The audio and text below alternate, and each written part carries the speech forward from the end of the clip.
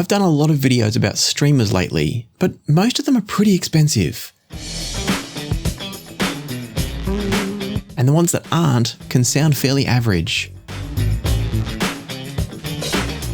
That got me thinking, what if you don't want to spend a small fortune on a music streamer? And what if you don't want to have a computer sitting somewhere in your living room sending files off to your hi-fi system? I've got good news in the form of a device that you probably already own. The only expense you might have to make is to buy the pro version of an app that you'll likely need. But that only costs about the price of a cup of coffee, and you're not paying it monthly, just once. In fact, if we're measuring by the cost of a cup of coffee here in Melbourne, it actually only costs about half the price of a cup of coffee. The other expense that you might want to make, but it is optional, is to buy an adapter that's going to allow you to both charge the device and take data out of it at the same time. I'll link you to a couple of options for those in the description down below. For now though, let me explain why a smartphone or tablet like this one might be the best option for streaming music for many of you. And we'll start with the software experience.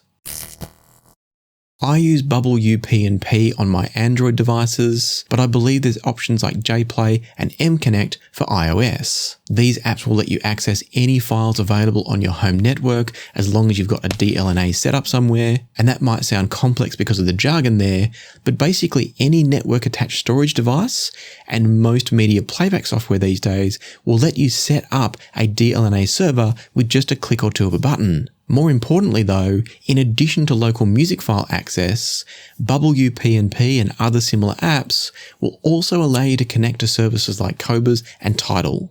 In other words, large online streaming services. They'll also even let you access music that you've stored in a cloud service folder on services like OneDrive, Dropbox and Box. On the other hand, if you're a Roon user, don't go down the UPnP or DLNA path. That's basically the same thing. Instead, just install Roon because it will do all of this for you. You'll need to install and run the Roon Remote app on your smart device if you're using Roon, not the Roon Arc app. And that's because what we're trying to set up here with whichever app we're using is a device that is completely remote controlled. That's the idea of this process. We want to set it up so that once it's running, you never need to touch the smart device, the one that's running as your streamer. You can sit and relax on the couch, be eating at the dinner table, be cooking dinner in the kitchen, be standing on your head in the hallway if you want to, no judgment. And then, with another device in hand like your normal everyday smartphone, you can be controlling the music that you're listening to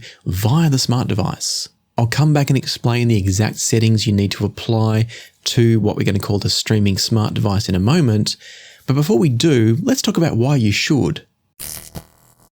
Other than the obvious reason of saving money that you'd be spending on expensive streamers, chances are you've probably got a smartphone or a tablet that you're not using anymore lying around the house. Rather than sending them off to landfill or electronics recycling, which may or may not be effective and efficient, you can just turn them into a streamer and get good use out of them again. On top of that though, there's the sound quality provided. You'll generally find that the USB output quality from a smartphone or a tablet is better than the USB output quality from a full-size desktop and even from a laptop. That's because as these devices get smaller, they have to become far more energy efficient. Being more power efficient means they're running less processors at any one time. If you switch off Bluetooth in the streaming device you're using for this process, the chances are all it's going to be running is Wi-Fi and the one app that you're streaming through.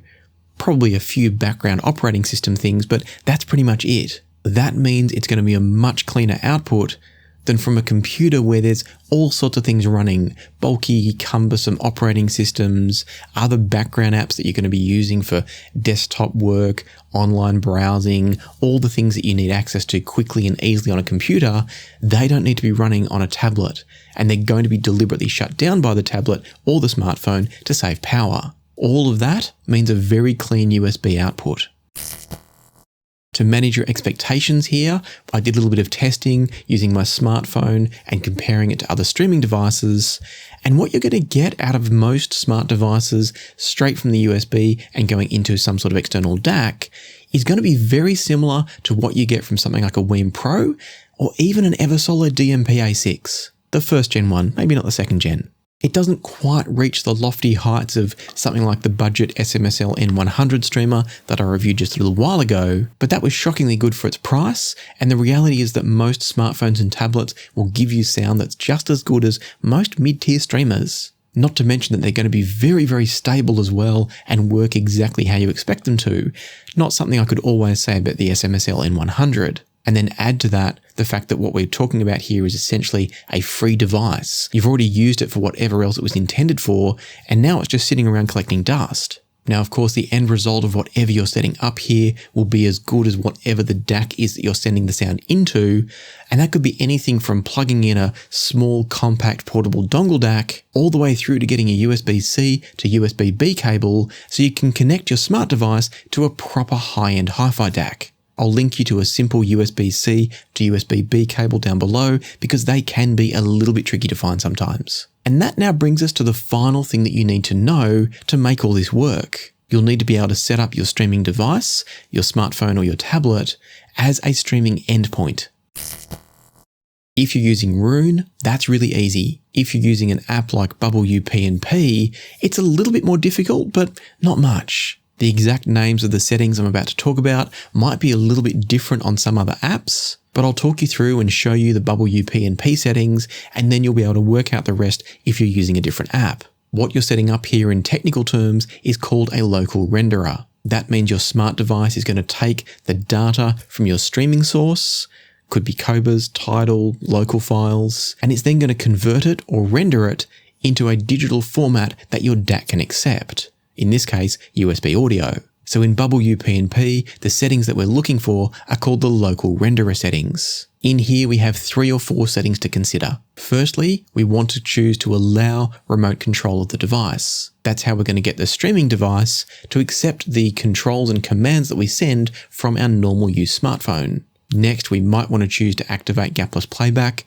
if that's important to you for classical albums, maybe concept albums like Dark Side of the Moon. And you might also want to choose to activate ReplayGain to normalize volume levels. That's not essential, and it will probably depend more on your listening habits, whether you listen album by album or track by track. We then want to make sure that we set the option for the USB output to be bit perfect. That's especially important on Android systems because the Android operating system can completely nerf the sound quality of what goes out through the USB socket. I'm not up to date with Apple products and how they handle it these days, so you may or may not need or see those sort of settings on an Apple app. In fact, if you're an Apple user, let us know in the comments down below. Do you need to worry about settings like that on Apple? Does it nerf the output, or is it really good these days at sending perfect or bit perfect sound out through the USB socket to whatever you plug in? And now we come to the final setting, which is probably the crucial one here, and that is that you're going to need to activate the OpenHome local renderer. OpenHome isn't exactly a universal term, but many apps like this will probably refer to the same thing. Basically, this is a system that's designed to improve the performance and stability of playlists and playback queues. It's going to make sure that you get the playback, the stability and the responses from the streaming smart device that you're expecting when you're sending those commands from your normal smartphone. And that's all the settings that you need to worry about. Now you can just plug your phone into your DAC of choice, run your UPnP or DLNA app of choice with those settings we just talked through, and start enjoying some high quality streamed content. Let us know in the comments down below if you've tried a setup like this already, or if you've tried it as a result of this video. And if so, let us know what DAC are you feeding with your phone or tablet? How are you enjoying the experience? Have you learned any good tips or tricks that you might want to share with others? If you enjoyed learning about this type of a setup and you'd now like to learn how to take that same kind of a setup everywhere and anywhere you go, then I've pinned a video here at the end you'll definitely want to watch next. For now though, I want to send a huge thanks to YouTube channel members, also to channel Patreon members, and to those of you who leave super thanks on videos like this one. And until next time, happy listening, be kind to each other, and I'll see you again soon on Passion for Sound.